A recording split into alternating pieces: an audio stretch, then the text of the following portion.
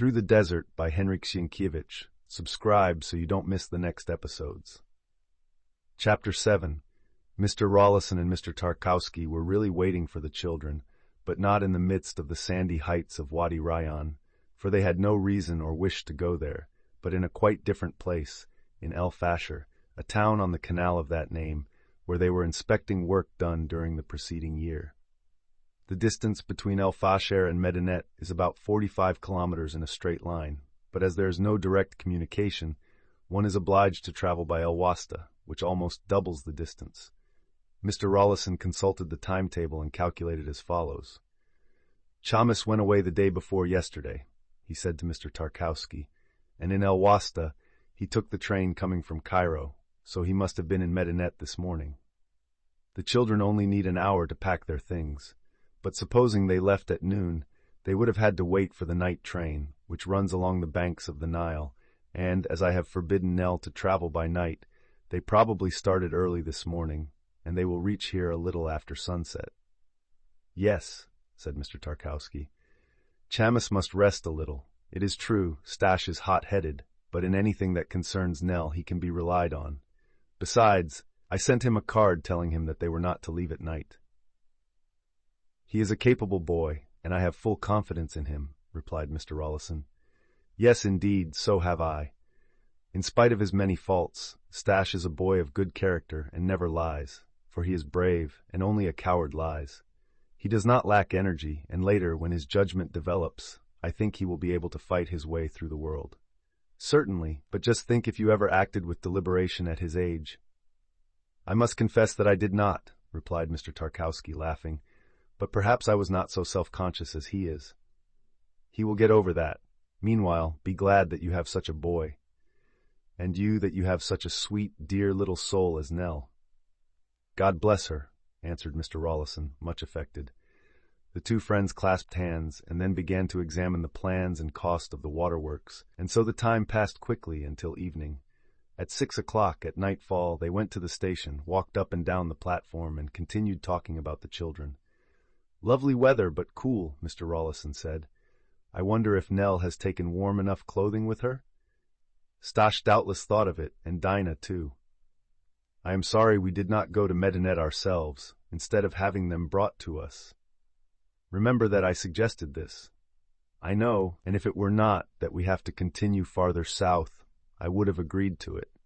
But I calculated that the journey would take a considerable time, and so we should not have had as long a time with the children.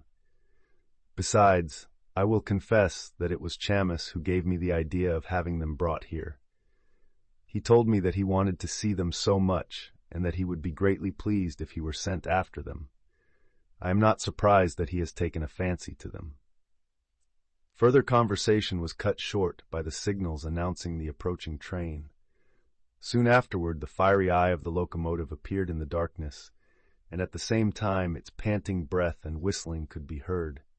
A string of lighted cars passed along the platform, then the train shook and stopped.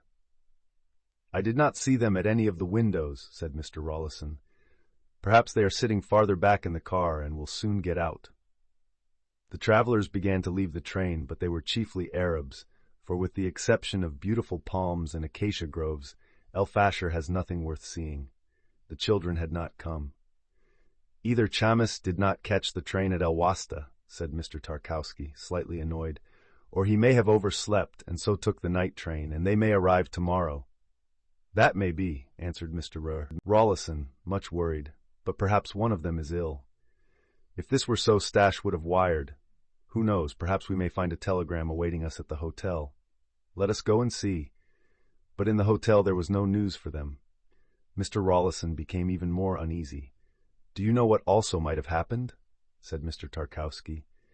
If, for instance, Chamis overslept, he would not have told the children. He would merely go to them today and tell them that they are to travel tomorrow.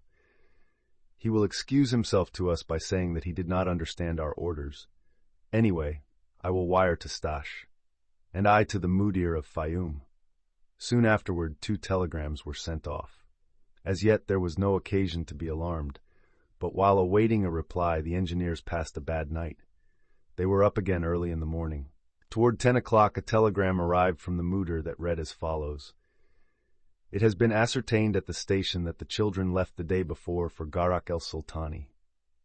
It is easy to imagine that the fathers were greatly surprised and very angry at this unexpected news.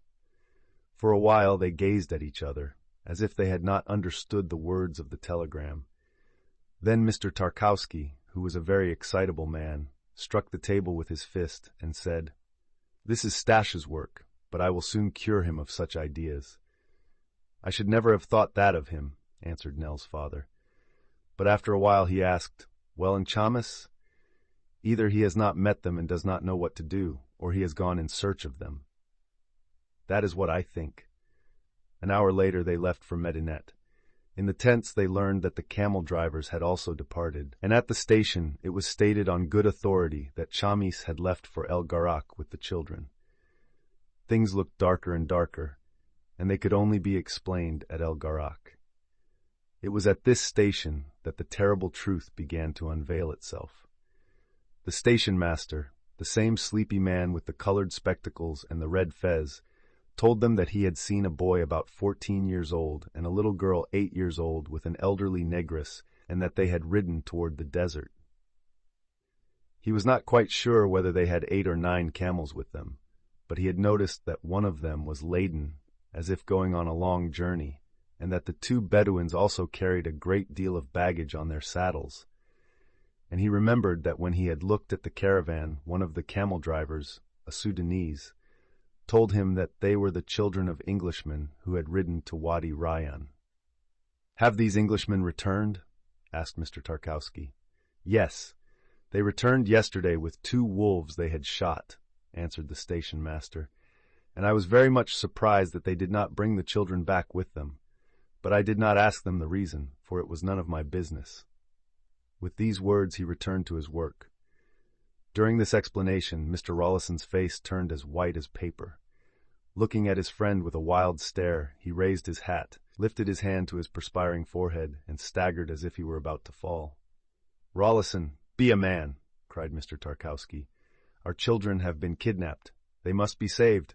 "Nell, Nell!" repeated the unhappy Englishman. "Nell and Stash. It is not Stash's fault. They have both been brought here by treachery and then carried off. Who knows why? Perhaps in hopes of a ransom. Chamis is certainly in the plot, and so are Idris and Gibber." Now he remembered what Fatima had said, that both these Sudanese were of the Dangali tribe, to which the Mahdi belonged, and that Chadigi, the father of Chamis, was also of the same tribe.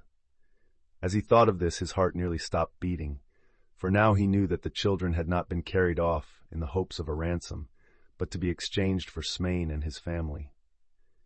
But what would the tribe of the evil-minded prophet do with them? It would be impossible for them to hide themselves in the desert or anywhere along the banks of the Nile, for in the desert they would all die of hunger and thirst, and on the bank of the Nile they would be sure to be discovered. So there was only one course for them to pursue, and that was to flee with the children to the Mahdi. This thought filled Mr. Tarkowski with terror, but this energetic man, who had formerly been a soldier, soon composed himself, recalled vividly to his memory all that had happened, and tried to think of some means of rescuing the children. Fatima, he reasoned, had no cause to revenge herself on our children, so if they were carried off, it was only to give them into Smain's hands. There is no possibility of their being threatened with death, and in misfortune that is something.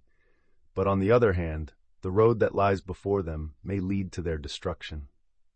He told Mr. Rawlison what he thought. Then he continued, "Idris and Geber, savage and ignorant men, think that the hosts of the Mahdi are not far off, but the Mahdi has advanced as far as Khartoum, which is about 2,000 kilometers from here.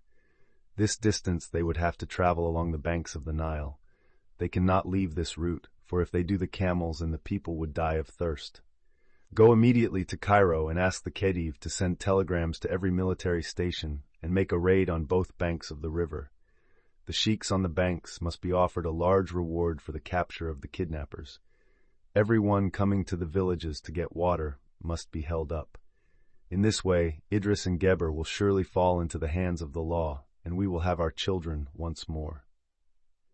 Mr. Rawlison had regained his composure. "I will go," he said. "These villains have forgotten that England's army under Wolseley is now hastening to the aid of Gordon and will separate them from the Mahdi. They shall not escape. They cannot escape. I will send a telegram to our minister at once, and then I shall go. What do you intend to do?" "I shall telegraph for leave of absence, and without waiting for a reply, I shall follow in their footsteps along the Nile to Nubia to direct the search. Then we shall meet, for I also intend doing likewise from Cairo on." "All right, and now to work." "With God's help," answered Mr. Rawlison. Remember to subscribe.